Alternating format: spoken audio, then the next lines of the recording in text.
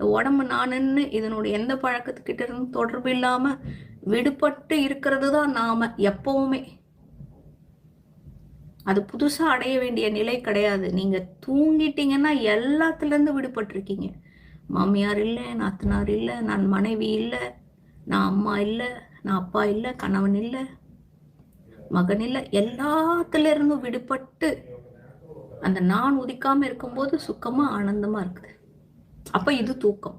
ஆனா முழிச்சிருக்கும் போது நான் உதிக்காம இருந்ததுன்னா இது ஞானம். இது ஜாக்கிர சுசுப்தின்னு சொல்லுவாங்க இந்த நிலைய. இததான் நிறைய சித்தர்கள் எல்லாம் எப்படியெல்லாம் பாடி வச்சிருக்காங்கன்னா, தூங்காமல் தூங்கி சுகம் காண்பது எப்போது, தூங்காமல் தூங்கி சுகம் காண்தல் அப்படின்னா, நான் ஒடுங்கிடுச்சுன்னா அதுக்கு பேரு தூக்கம்.